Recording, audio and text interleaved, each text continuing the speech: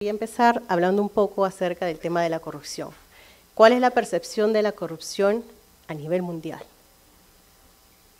La percepción mundial, según Transparencia Internacional, nos indica o nos precisa de que, por ejemplo, los países con menor índice de corrupción a nivel mundial tenemos a Nueva Zelanda y Dinamarca. Según esta evaluación de percepción, porque si queremos hacer una evaluación que no evalúe la percepción va a ser un poco complicado. ¿Por qué? Porque no disponemos de mucha información. Y a veces eso es la gran limitante cuando nosotros hablamos, por ejemplo, de cómo combatir la corrupción, sin información.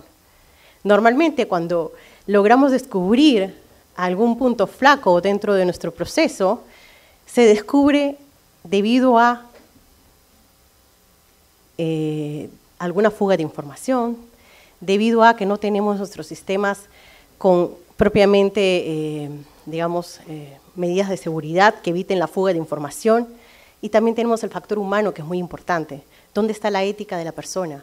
Muchas veces es ahí donde fallamos como institución. ¿Por qué? Porque estas empresas corruptas o estas redes criminales muchas veces lo que buscan es eso. Buscan personas que por ahí, por necesidad o por un tema de ética, se prestan a contribuir con estas redes y, bueno, obviamente contribuir con la corrupción de un país. También esta misma encuesta nos indica, por ejemplo, a nivel mundial, qué otro país tenemos, con índices altos de corrupción. Lo contrario a Nueva Zelanda y Dinamarca, ¿no? Tenemos, por ejemplo, a Somalia. Pero nos interesan países que no están relacionados con Latinoamérica. Vamos a ver ahorita en Latinoamérica. ¿Dónde está ubicado el Perú cuando hablamos de temas de corrupción? Es una gran pregunta, ¿no? Pero felizmente no estamos en el último lugar. Felizmente, bueno, estamos en la media, o sea que todavía tenemos oportunidad de rescatarnos, ¿no? Pero si vemos un poquito en este gráfico, podemos encontrar que México y Venezuela, por ejemplo, son los países más corruptos, según la encuesta. Y los países menos corruptos, imagínense, Chile, Uruguay. Y la pregunta es, ¿qué tan diferente es Perú de esos países? ¿Por qué nosotros estamos en la media y por qué nosotros no podemos estar al nivel de Chile o Uruguay? O a nivel de Nueva Zelanda. Entonces, voy a puntualizar 3 puntos que consideré importantes, ¿no? Por ejemplo, Nueva Zelanda es una sociedad integrada, donde las oportunidades están bien distribuidas. Y si eso lo volcamos a nuestro país, nos encontramos con una realidad. Casi todo se centraliza en Lima. Todas las oportunidades se dan prácticamente acá en Lima. En provincias, muchas veces, perdemos talentos. ¿Por qué? Porque estos talentos prefieren venir a Lima porque sienten que acá van a tener mejores oportunidades. Y de eso tenemos la culpa nosotros mismos, porque hemos hecho esa idea. Cuando nuestros recursos están distribuidos a nivel nacional, es más, yo diría que las provincias tienen a veces mayores recursos que Lima, que pueden ser explotados de forma positiva, pero lamentablemente, a veces por desconocimiento, a veces por un tema de falta de compromiso con nuestro propio país, simple y llanamente lo dejamos pasar. ¿Por qué? Porque creemos que lo extranjero es mejor o creemos que Lima es el punto neural de todo, ¿no? Y creo que ahí es donde nosotros deberíamos empezar a trabajar, descentralizar un poco, ¿no? Preocuparnos no solamente por la Lima, sino por otros lugares del país. Porque es esta gente la que mantiene viva nuestra cultura. No Lima necesariamente, sino la gente de la sierra, de la selva. Es ahí donde se están gestando, toda la parte cultural, toda la historia ancestral de nuestro país. Y si nos comparamos con otros países, ya quisieran tener esta riqueza natural que nosotros tenemos, estos recursos minerales que también tenemos en nuestro país, pero lamentablemente a veces no valoramos esto. Y hay muchos recursos que son no renovables. ¿Y quiénes le sacan mayor provecho a eso? ¿Nosotros? No, los extranjeros. Porque ellos sí ven el potencial que nosotros quizá no vemos. Y es ahí donde nace nuevamente un tema de corrupción a veces. La corrupción, aunque no lo crean, aleja la inversión. o mejor dicho, aleja la inversión de la gente honesta, de ese empresario que realmente quiere contribuir con ese país donde está ingresando. Y esa es la gran problemática. ¿Por qué? Porque el corrupto va a buscar corrupción, va a buscar un lugar donde no existan normas que se respetan, donde no exista ética, donde la gente se venda al mejor postor, donde viva pues acá Pepe el Vivo, pues, ¿no? Somos criollos. Y es ahí donde vamos a entrar digamos, a ganar terreno. Y lamentablemente, ¿cuánto dinero se va en corrupción? Millones. Y más aún, a veces, en temas no tangibles. Cuando hablamos, por ejemplo, de temas de tecnología, ¿cómo yo puedo supervisar que efectivamente la implementación de un software vale 10.000 o vale 10 millones? Tampoco tenemos técnicos. Y esa es otra problemática. Porque yo no tengo un técnico, entonces el técnico no va a poder hacer una evaluación, entonces tengo una unidad de control que funciona, trata de funcionar, pero realmente no lo va a hacer quizá de forma adecuada, porque tampoco tiene la gente preparada, o porque tampoco tiene los recursos. Bueno, más adelante vamos a ver un caso, ¿no? Otro punto, bueno, hablaba de los recursos disponibles y, por ejemplo, que estos sean bien aprovechados. Lamentablemente, si nosotros no invertimos en educación, vamos a seguir siendo presa de muchos empresarios extranjeros que van a explotar nuestros recursos, van a sacar nuestros recursos, y nosotros lo único que vamos a hacer es exportar materia prima. Y me pregunto yo, ¿no tenemos capacidades acaso de poder, digamos, convertir esta materia prima en producto terminado? ¿Por qué no? Lo que falta es decisión, lo que falta es confianza también del empresario peruano. A mí me ha pasado, por ejemplo, que en algún momento cuando yo recién empezaba en este mundo de la tecnología, por ejemplo, entré o trataba de entrar a algunas empresas y me preguntaban, ¿y qué background tienes? ¿No? ¿Con qué empresas trabajas del extranjero? ¿No? Entonces, yo me ponía a pensar, pero ¿que ser peruano y tener experiencia y estudios no tiene un valor? ¿Tengo que ser extranjero para decir que hago bien las cosas? Cuesta un poco más de trabajo, pero con el tiempo, créanme, que vale la pena. Por eso para mí la educación es básica. Por eso muchos países asiáticos están como están. ¿Por qué? Porque invirtieron en educación. Nosotros quizás estamos tratando de avanzar poco a poco con estas iniciativas, ¿no?, de estos colegios especiales que preparan y capacitan a estos chicos. Pero no solamente es capacitarlos, sino que hacer que esa instrucción la volquen en nuestro país, a favor de nuestro país. Los asiáticos mandaban al extranjero a las mejores universidades a capacitar a sus mejores, por decirlo así, alumnos, talentos. ¿Pero bajo qué? Ok, tú te vas a Oxford o tú te vas a Harvard, pero regresas aquí. Y todo lo que yo he invertido lo tienes que volcar en tu país. Después que termines de retribuirle a tu país, ve y haz lo que quieras. Entonces esta gente iba, se capacitaba, y qué mejor venir acá, a su propio país, que le paguen lo que le tengan que pagar y poder contribuir con el crecimiento de su propio país. Pero ahí viene otro tema, ¿no? Conciencia cívica. ¿Realmente nosotros amamos a nuestro país? ¿Realmente valoramos los recursos que tenemos? ¿Realmente aprovechamos las oportunidades? De la boca para afuera todos decimos sí, pero ¿hemos interiorizado eso? ¿Realmente tú te has preparado para poder ayudar en algún punto flaco de tu sociedad? ¿Qué contribución le has dado tú a tu país? A veces no nos ponemos a pensar en eso porque el día a día nos gana, porque tenemos que llevarnos un pan a la mesa. Pero eso no es todo. Nosotros también debemos pensar que estamos viviendo en un país que está siendo consumido por la corrupción, pero que tiene formas de poder salir de esto. Tenemos esa oportunidad. Somos un país rico, rico en recursos, rico en temas culturales. Hay muchos países que no tienen las maravillas que nosotros tenemos y que podemos decirle al mundo, mira, nuestro país no solamente es una alpaca o una vicuña, tenemos más, gastronomía, tienes Machu Picchu, Puedes viajar a cualquier parte del país y comer riquísimo. Puedes ver historia. Puedes vivir la historia. Hay turismo vivencial, o sea, ya no solamente estamos hablando de un turismo, ay, me voy a conocer la ruina tal, no. Hay turismo vivencial, o sea, puedes vivir.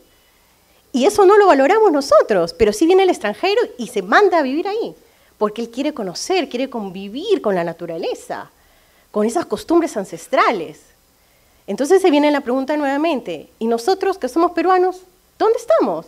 O sea, viene el japonés, viene el chino, y nosotros no disfrutamos de todo eso. ¿Qué vamos a esperar? ¿Que ya no tengamos recursos? ¿Y ahí qué nos va a quedar? Nosotros tenemos que tener una visión a largo plazo, no a corto plazo. Si tenemos una visión a corto plazo, hay que pensar y hay que tener muy en claro que muchos de nuestros recursos son recursos que se van a acabar en algún momento. Y estas empresas no les va a importar, agarran, cierran el proyecto y se van a su país o se van a otro país subdesarrollado a volver a empezar. ¿Y qué queda? Quedan terrenos infértiles, esa es la realidad, donde ya no vamos a poder cosechar absolutamente nada. Dañaste tu ecosistema, quizá es algo irreparable. Quizá exterminaste una raza. ¿Quién te va a devolver eso? Ni todo el dinero del mundo. Pero ahí viene otro tema, nuevamente, la corrupción. Muchos se tapan los ojos y dejan pasar, ¿no? La tal ilegal. Yo no lo vi porque por ahí quizá me dieron un regalo. Y nuevamente vamos al punto, conciencia cívica. ¿Es por qué? Porque la necesidad te lleva y justifica que por un poco de dinero o por un poco de poder no te des cuenta que estás dañando a las generaciones futuras. ¿Qué vas a dejar detrás? ¿Qué legado vas a dejar? Eso es algo que nosotros tenemos que tener muy en mente, el legado que nosotros vamos a dejar detrás. Tú has nacido y te has formado no para pasar la vida y por ahí te llega el ciclo de la vida, te desarrollas y mueres, no, tienes que dejar algo a tus hijos, a tu futuro. ¿No? Una placa conmemorativa que diga, efectivamente hice algo por mi país, no solo por tu familia, ¿no? Entonces hay que tener eso también, conciencia cívica. Consecuencias de la corrupción. El no cumplimiento de la ley. Muchos extranjeros vienen también a nuestro país, y no solo los extranjeros, muchos peruanos también, que inicialmente llegan, estoy empezando un negocio, ok, quiero cumplir con toda la normativa. No quiero fallar en nada, pero en el transcurrir del tiempo me empieza a entrar la criollada.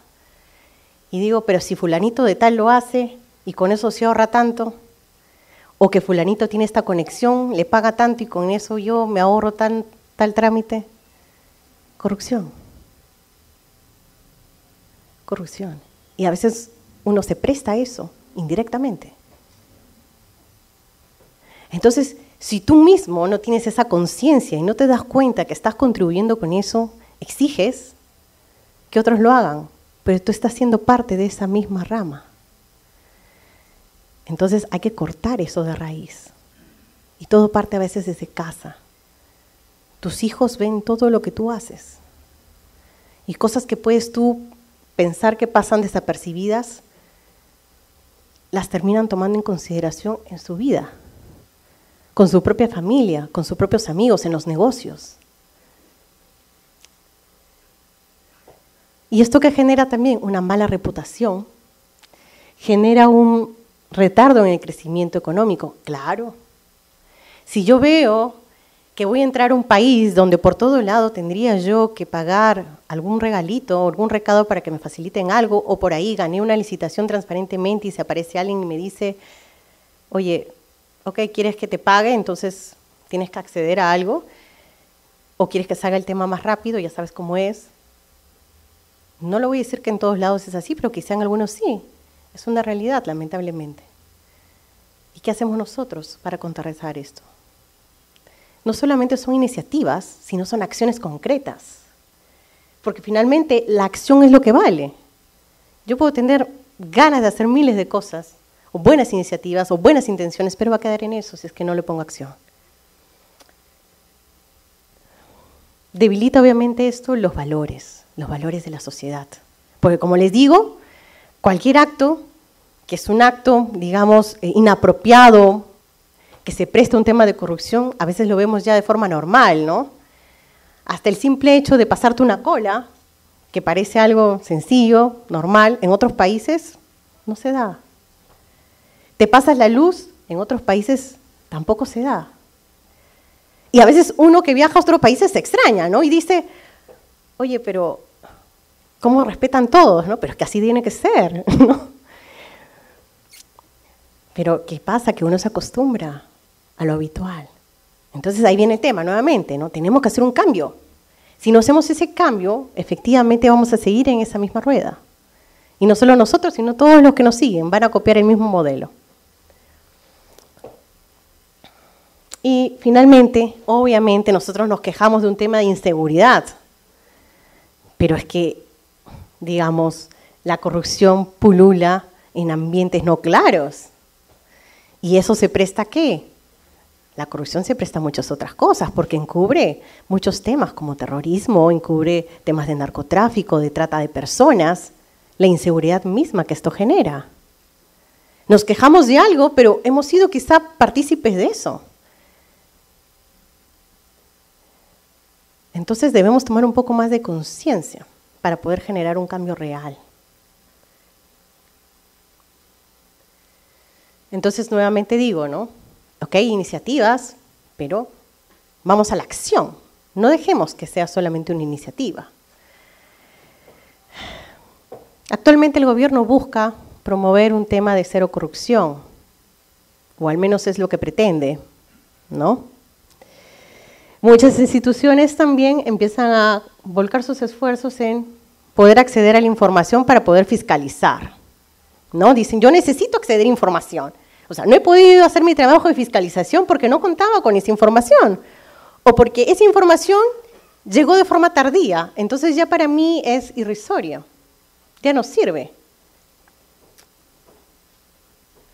Por ejemplo, vamos a tomar un caso de la Contraloría, ¿no? La Contraloría ha propuesto algunas leyes, proyectos de ley. He cogido 3 de ellos que están relacionados netamente con el tema de tecnología, para no aburrirlos tampoco. Como les dije, no voy a enfocarme tanto en el tema normativo, sino en las facilidades o lo que uno requiere para poder llevar a cabo ese tipo de iniciativas, ¿no? O sea, la acción. Por ejemplo, tenemos el proyecto de ley que dispone el acceso de la Contraloría General de la República a las bases de datos de las entidades públicas. Suena hermoso. En muchos países, efectivamente, se da esa situación. Estados Unidos, con el 911, se dio cuenta que la gran problemática que tuvo para que se diera ese, digamos, lamentable acontecimiento, fue que no tenían sus bases de datos integradas. La CIA manejaba una base de datos, la DEA manejaba otra base de datos, o sea, todas sus unidades no cooperaban entre sí. ¿Por qué? Por recelo, yo no quiero que tú tengas acceso a mi información, yo tengo una información privilegiada que no quiero que tú la tengas, ¿y eso qué generó? Bueno, el 911. Pero suena hermoso, repito,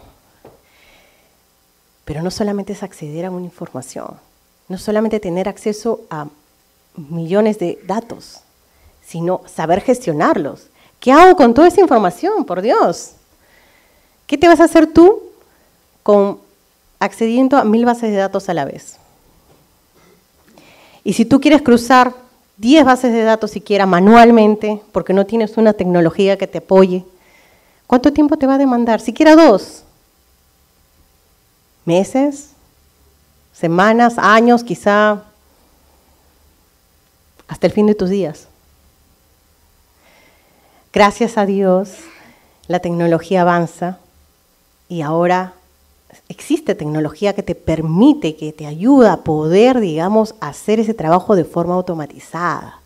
Y hoy día ustedes van a tener la oportunidad de poder ver qué tipo de solución, por ejemplo, emplean en algunas instituciones para poder hacer ese trabajo. Segundo, por ejemplo, proyecto de ley que extiende la obligación de presentar Declaración jurada de ingresos, bienes y rentas para incrementar los alcances de la fiscalización que realiza la Contraloría. ¿Y esto para qué me sirve? Si yo, por ejemplo, estoy haciendo una evaluación de desbalance patrimonial, esta información para mí es valiosa.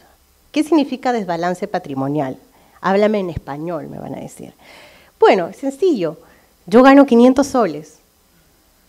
Sin embargo, por Facebook pongo mis fotitos, yo viajando a Europa, tengo mi yate, tengo 5 departamentos en Miraflores, soy dueña de una discoteca, un chifa, pero gano 500 soles.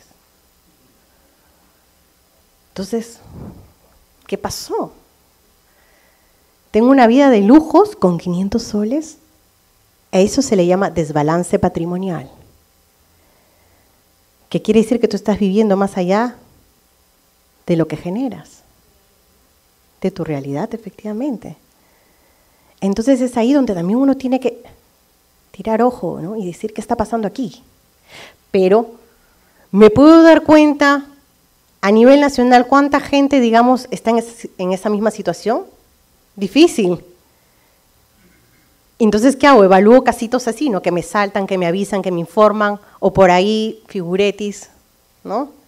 Muchos de estos programas de realities estaban siendo investigados por un tema de desbalance patrimonial. Y el tercero, que dice Proyecto de Ley de Fortalecimiento del Control Previo de la Contraloría General de la República en procesos de promoción de la inversión privada.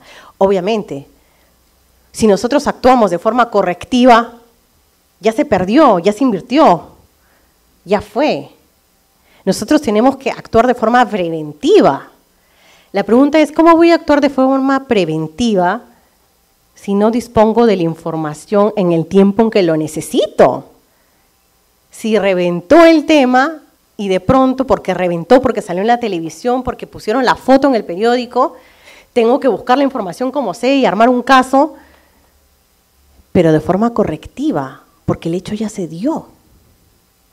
La tecnología actualmente te permite poder prevenir estas situaciones. ¿Por qué? Porque son comportamientos similares.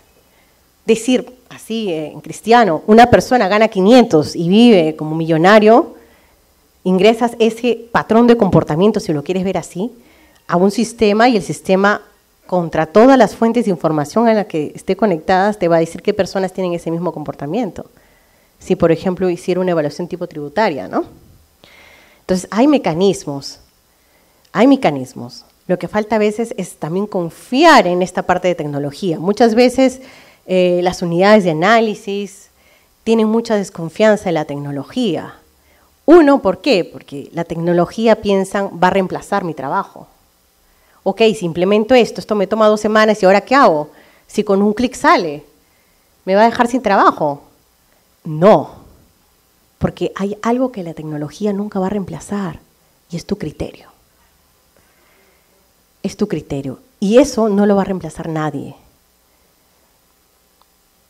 Por eso es que en unidades de inteligencia de fiscalización siempre hay personas trabajando, analistas, pero la tecnología que te permite poder hacer hallazgos de forma más rápida, encontrar esas falencias de forma automática y más bien es decirlo así, excitante poder descubrir esto de forma preventiva para tomar acción y evitar que se dé ese hecho y eso es un logro. Pero ahí viene otro tema delicado. Ok, tengo la tecnología, le di acceso a este analista, pero este analista me falló.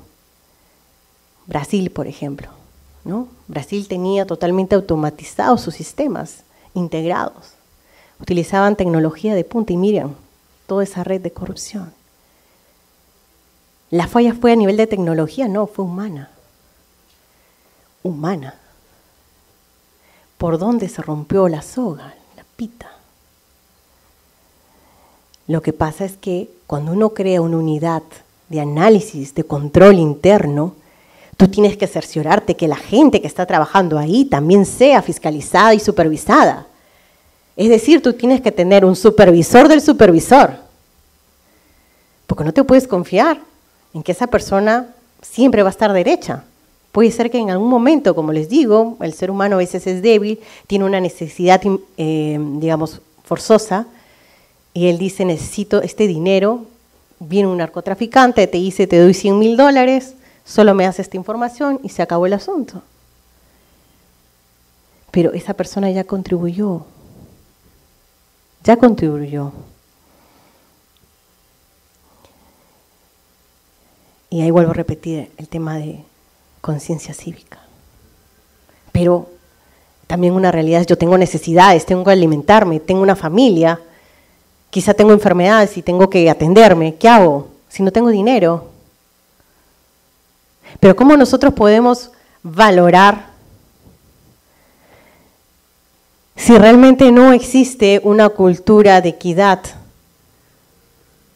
o meritocracia como se dice tener, como se dice que existe? Entonces, nosotros como sociedad debemos buscar esto y el gobierno tiene que incentivar eso también, promover el empleo, que estos chicos profesionales sepan que van a encontrar un trabajo, que no se están preparando en vano, sino que el Estado y las empresas privadas van a valorar a este chico talento. No que porque viene alguien del extranjero con un título, o porque tengo que viajar al extranjero, estudiar una maestría y regresar, voy a ser mejor calificado. Mejorar entonces la educación. Las bases de un país es la educación. Si no educamos a nuestra gente, si no educamos a nuestros niños, no vamos a poder valorar lo que tenemos. Porque solamente el que conoce valora.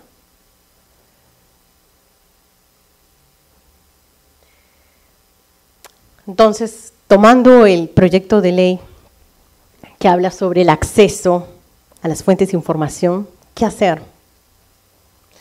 Tienes dos formas de acceder, ¿no? Y ahí me voy un poco al tema ya de tecnología, ¿no? Tienes dos formas. Puedo acceder de forma manual. Entonces voy jalando la información y yo mismo voy diciendo, por ejemplo, ok, esta persona es dueña de tantas empresas, ¿no? Y estas empresas han estado vinculadas a temas de corrupción y estas personas a su vez han abierto otras empresas en otros países que también han tenido eso. Hacer eso de forma manual te puede tomar un montón de tiempo. Pero usando la tecnología puedes acceder no solamente a fuentes internas. Cuando yo digo fuentes internas es, yo soy una institución, cojo cualquier institución por decirlo así, ¿no? Digamos, soy una SUNAT, o soy un RENIEC, o soy una SBS, o cualquier otra institución del país. Entonces, yo tengo mis propias bases de datos donde tengo la información que he ido colectando a lo largo del tiempo. Esa es mi información interna. Por ejemplo, la Contraloría lo que está pidiendo no es información interna, sino acceder a información externa. ¿Qué quiere decir eso? Ok, oye, tú, RENIEC, necesito tal información. Oye, tú, SUNAT, necesito que me compartas tal información. Tú, policía, necesito que me compartas esta información. Ese es el requerimiento, acceder a esa información. Pero la realidad es que a veces esa información tampoco está preparada o disponible para ser compartida. Entonces, ¿qué nos queda? Yo tengo que fiscalizar, yo tengo que controlar. ¿Y qué hago si no tengo mucha información? Tienes una tercera opción, la información pública. ¿Qué quiere decir información pública? De las redes sociales. Y no hablo de Facebook y Twitter nada más. Puedo conectarme a N cantidad de información como vamos a mostrar más adelante. Y hay mucha información rica. Información que sirve como referencia cuando estás haciendo un análisis, porque a veces tú estás investigando gente que localmente no tiene información porque no son peruanos. ¿Y cómo lo asocias? Buscando información en fuentes abiertas, o sea, fuentes públicas. Google mismo te lanza información. A muchos de nosotros nos puede haber pasado que hemos estado quizás haciendo negociación o hemos conocido simplemente a alguien y de pronto dices, oye, a ver, voy a googlearlo, ¿no? Pones su nombre y empiezas a buscar toda la información relacionada y vinculada a esta persona. Bueno, el sistema hace algo así, de forma masiva, digamos, y a múltiples fuentes distintas en simultáneo. Y con un clic, tú dices, esta persona tiene toda esta información relacionada. Por ejemplo, es así más o menos como operan en algunos lugares del mundo unidades de control unidades de análisis, unidades de inteligencia. Por un lado tengo casos que llegan, que son manejados por analistas, por investigadores. Tengo gente de campo que me lanza información, notas de inteligencia por ahí. Y toda esa información la voy volcando, ¿no? Voy generando un repositorio de información. Es como que voy generando una carpeta donde voy acopiando toda la información. Y luego el gerente viene y me dice, ok, preséntame un reporte, preséntame un informe, ¿no? Mi Business Intelligence, tan famoso. Es así como operan, pero hay un factor que muchas instituciones descuidan y que yo considero vital cuando uno implementa este tipo de unidades, la parte de auditoría. Que en inteligencia no es tanto auditoría, le llaman como contrainteligencia, pero es una auditoría. ¿Qué es lo que busca esta área? Supervisar a estos que fiscalizan, a estos analistas que se encargan de investigar, de poder analizar estos casos, a ellos. ¿Para qué? Para evitar fugas de información, para evitar que las personas hagan un mal uso de este tipo de herramientas y de la información. Entonces, si yo pido acceder a las fuentes de datos, también el otro me va a decir, o la otra institución me va a decir, oye, está bien, pero ¿quién no me da la seguridad que tú después vas a hacer un mal uso de mi información? Y de pronto eso salta y malogra mi reputación. ¿Qué hago yo? Entonces, ahí viene un tema. No te preocupes, yo tengo las medidas de seguridad que van a indicar qué persona sacó qué información, cuándo la sacó, qué uso le dio esa información. Porque esa es la parte de auditoría. Entonces, nunca nos olvidemos, no solo fiscalizar, sino auditar también al que está fiscalizando. Eso es esencial y vital. Por ejemplo, otra muestra de cómo manejan la información en otros países es centralizando la información. Entonces, yo agarro y, por ejemplo, soy un área de logística, y digo, quiero ver, por ejemplo, esta empresa, ¿no?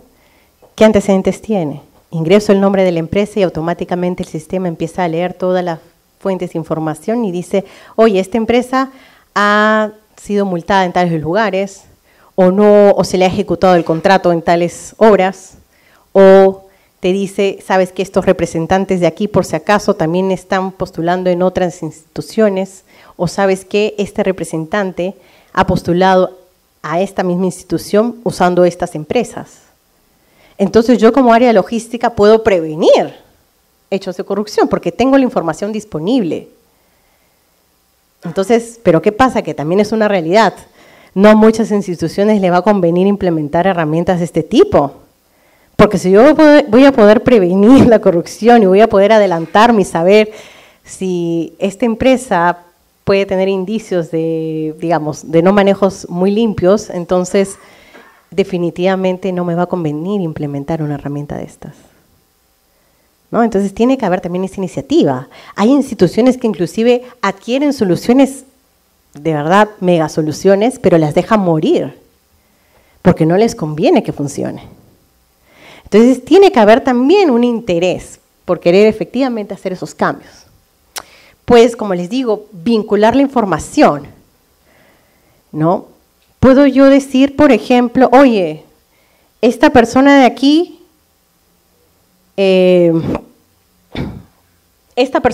digamos, desbalance patrimonial, ¿no? Gana 500 soles, tiene su yate, esto.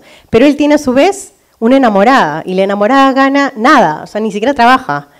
Pero también es dueña de departamentos, de casas, ¿no? Y tú dices, ¿y qué pasó? Y empiezas a evaluar a todo el entorno de la persona y te empiezas a dar cuenta que tienen ese mismo comportamiento. ¿Y cómo vinculo eso? ¿O cómo me doy cuenta de esa relación? A través de un sistema lo puedes hacer de forma automática. Entonces, hacer un uso inteligente de la tecnología, pero obviamente también con un sentido ético, ¿no? Porque esto en armas, digamos, esto es un arma muy poderosa, ¿no? Y en manos equivocadas también, digamos, puede ser mal empleada, ¿no? Por eso es que cualquier empresa que provee este tipo de soluciones tiene que ser una empresa éticamente responsable, que sepa que está vendiendo una solución de este tipo para un uso apropiado, ¿no? Obviamente, si yo, por ejemplo, también quiero no solamente manejar un tema de, digamos, controlar a nivel de información que obtengo de distintas fuentes de datos, de algunas instituciones, sino que también quiero ir más allá. Robaron en un almacén. Y quiero decir, por ejemplo, y ver qué camiones ingresaron o qué personas ingresaron en el lapso de tiempo. En qué puntos. Tenía cámaras y estas cámaras captaron las placas. Y yo tengo varios sucursales y me he dado cuenta que han ido robando de forma sistemática en mis distintos almacenes. Con una solución de estas también tú podrías poder hacer ese seguimiento y detectar si es una red interna que se colude con alguna empresa externa para hacer ese robo sistemático. ¿Por qué? Porque la tecnología te permite trabajar con distintas fuentes de información. Ya no te limitas solamente a que alguien te dé un dato, sino que puedes extraer información de distintas fuentes, ¿no? Una problemática de las instituciones del Estado, por ejemplo, públicas, es que muchas veces la información es un PDF. Es decir, no tienen información estructurada, bases de datos, sino que les llegan documentos.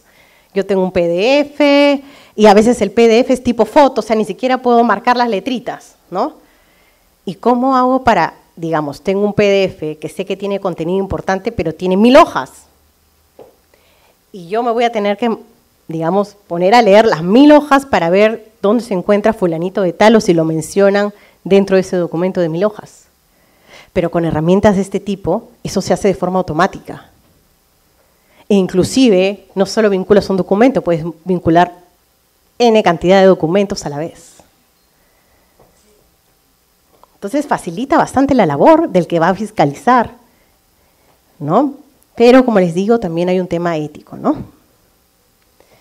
Pues inclusive, a veces uno manda fotos, manda videos, toda esa información tiene metadatos. ¿Qué significa un metadato? Es información adherida a esa imagen, ¿no? Para hablarlo en español, si yo tomo una foto, esa foto quizá tiene mi ubicación, porque cuando tomé la foto, la tomé, no sé, pues en Piura. Entonces, guardó la foto y guardó la ubicación. Y entonces ya tengo un dato extra, no solo es la foto, sino una ubicación. Y eso también me sirve para un tema de análisis, ¿no? Igual, gracias a este tipo de tecnologías, tú puedes hacer una correlación en el tiempo y poder ver, por ejemplo, cómo se han ido gestando estos grupos en el tiempo. Volviendo al caso de desbalance patrimonial, empezaron 5 casos y ahora tengo 100. ¿En qué momento se dio ese crecimiento? ¿Y qué factores contribuyeron a eso? A través de este tipo de herramientas tú vas a poder ver eso de forma gráfica. Entonces te va a facilitar también poder hacer un análisis y con eso poder mejorar, digamos, tus normativas internas o quizá, digamos, hacer cambios que permitan, digamos, pulir un poco algunas normativas, ¿no? Nacionales. Y una cosa muy importante es el tema de las redes sociales. No disponemos de información, pero las redes sociales te dan mucha información. Y hay gente que no solo tiene una red social, ¿no? Tienes Twitter, ahora el mínimo manejas tu Twitter, tu Facebook, tu Instagram. Ya tienes 3. Pero por ahí el Google te lanza otras más, ¿no? Entonces, con este tipo de herramientas también vas a poder trabajar. Pero ojo, es pública la información. No es que van a ingresar a tu Facebook y te van a sacar toda tu información, ¿no? Van a trabajar con información disponible en la red. Y finalmente, lo que les comentaba, ¿no? Puedo tener una unidad de análisis, de control interno, pero requiero tener una parte que permita auditar al que supervisa, al que fiscaliza. Entonces, normalmente las empresas se guían ¿de qué? De los logs, ¿no? ¿Qué son los logs? Dirán ustedes. Bueno, los registros que deja el sistema, ¿no? En español, si yo ingreso, por ejemplo, a la base de datos, estoy en Contraloría, ingreso a la base de datos de RENIEC y hago la consulta por Pepito Pérez, entonces va a quedar un registro de que yo busqué a Pepito Pérez. Entonces, digamos que yo estoy buscando un caso que no involucra a Pepito Pérez y ese es el caso que me han asignado, ¿tendría relación que yo haya buscado a Pepito Pérez? No. Quiere decir que hay algo raro. Estás usando el acceso a esa base de datos con otros fines. Pero puedo fiscalizarlo y puedo tener una evidencia. ¿Por qué? Porque me he preocupado de esta parte. En cambio, si yo no tuviera esta parte, pasaría y nadie se daría cuenta. Entonces, estoy cumpliendo con mi labor, pero por otro lado también le estoy sacando la vuelta y estoy dando información quizá a otros grupos, ¿no? Otra forma interesante es la biometría, ¿no? En muchos países, inclusive el acceso a la base de datos, o sea, digamos, si yo me quiero conectar a RENIEC y yo no tengo las validaciones para ingresar, el sistema lo que hace es validar biométricamente que yo soy María Ángela Castillo y yo sí voy a poder ingresar, pero si tú tratas de ingresar, como es una validación biométrica, puede ser por el iris del ojo, puede ser biometría facial, puede ser un tema dactilar, de huellas, no te va a dejar entrar. Entonces, esa es otra medida de control. Pero obviamente, como les digo, todo requiere de una inversión, ¿no? Nada es gratis. Y quien te diga que es gratis es porque ahí ha dejado una puerta trasera y se la va a cobrar de otra manera, porque hay que tener muy claro, la información vale oro. Quien tiene acceso a la información tiene un tesoro. Por eso es que es muy importante la parte ética de quien trabaja con este tipo de herramientas también. Y no solo este tipo de herramientas, porque si trabajas de forma manual y accedes a estas fuentes de información definitivamente, también ahí hay un riesgo, por lo menos a través del sistema tú tienes una forma de auditar, pero si no hay un sistema, ¿cómo auditas?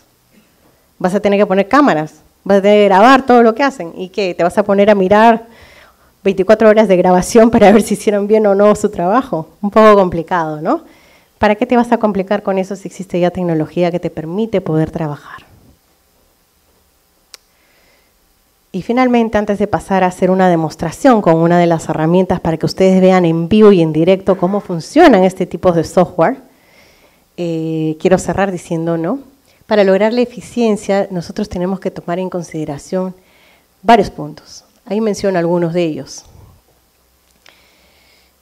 Básicamente, lo que yo trato de decir con esos puntos es muy importante que nosotros tengamos una conciencia. Pensemos que tenemos gente que nos sigue de algún modo, nuestros amigos, nuestros compañeros de trabajo. Si somos jefes y tenemos gente a cargo, somos modelos a seguir. Yo sé que a veces es difícil ir por la línea directa, correcta, y es más fácil tomarse algunos saltos para llegar más rápido, pero pónganse a pensar en algo, eso tiene larga vida. Cuando uno hace las cosas y va ganando las cosas de forma rápida, porque por ahí se dio algunos saltitos extras, dígame si esa gente vive tranquila. ¿Tú puedes descansar tranquilo sabiendo que hiciste algo mal? Difícil. El narcotraficante tiene un periodo de vida corto. Por ello ellos despilfarran el dinero, porque saben que no les va a quedar muchos años de vida. Es muy difícil que haya un narcotraficante que tenga los 60 años, 70 años. Muy difícil. Normalmente mueren jóvenes. ¿Y qué hicieron con todo ese dinero? ¿Qué hicieron? ¿Disfrutaron? No, vivieron escondidos. Sí, gastaban, sí, pero tenían una vida libre. Terminan presos, muertos. Y lo peor de todo, con angustia, ¿no? Porque dormir sabiendo que en cualquier momento te pueden capturar o que entre los mismos narcos te están buscando para matar porque tu cabeza ya tiene un precio, es ansiedad pura. Entonces, ¿te llevó a algo tener tanto dinero? Nada, ¿no? Entonces, bueno, ahora voy a pasar a hacer la demostración con una solución. Este tipo de soluciones la utilizan en distintas partes del mundo. No son soluciones económicas, pero son soluciones que facilitan mucho el trabajo de la fiscalización, ¿no? Y ahora vamos a tener la oportunidad de poder ver cómo funcionan o cómo operan este tipo de soluciones. En esta demostración lo que vamos a hacer básicamente es trabajar con una red o una fuente pública. Y con esta fuente pública vamos a ver un casito bastante conocido, ¿no? Me he conectado a una red que está disponible, una fuente abierta, y lo único que puse es Odebrecht. Y digamos que no es que yo tengo acceso a ninguna base de datos, ¿no? Pero estoy cogiendo información que está disponible en la red. Y como ven, el sistema automáticamente jaló la información y jaló ya una empresa. En este caso está esta empresa en Estados Unidos. Pero yo a través de la misma plataforma inclusive puedo llegar a expandir relaciones. Imagínense con una sola fuente, una fuente externa, todos esos puntitos que ven ahí son datos asociados a esa búsqueda. Imagínense el poder que tú tendrías relacionando no solamente esa fuente pública, sino tus fuentes internas o las fuentes externas de otras instituciones. ¿Qué tanto encontrarías y podrías descubrir con este tipo de herramientas, ¿no?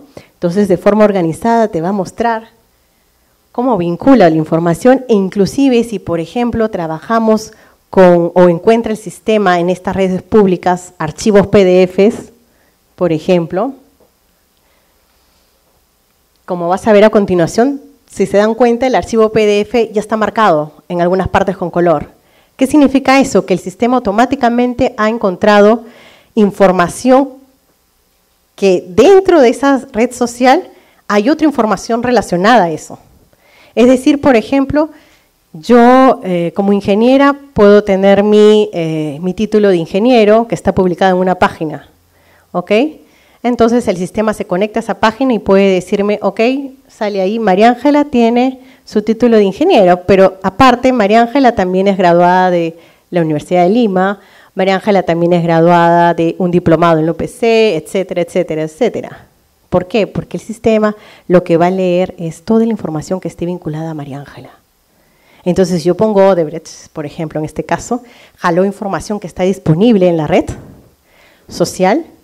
En este caso nos hemos conectado a una página que es una página libre, que es LawFact, y esta página pues muestra empresas que pueden estar vinculadas con temas de narcotráfico. Y es libre, es decir, cualquiera de ustedes puede conectarse a esa página y jalar información. Claro, no la vas a ganar de esa manera, vas a tener que explorar manualmente, pero con una herramienta de este tipo vas a poder ver toda la información que está relacionada, vinculada con ese interés. Inclusive, no nos vamos a limitar solamente a ver la información, sino puedo ver inclusive en qué lugares ha podido estar localizada esa empresa, en qué puntos tiene, digamos, sucursales o en qué puntos, digamos, a nivel mundial ha cometido algunos delitos o crímenes o temas de corrupción. El sistema también va a tener esas capacidades de mostrarte, porque la tecnología, como les digo, es tecnología abierta. La suerte que nosotros tenemos es que esa tecnología ahora está disponible.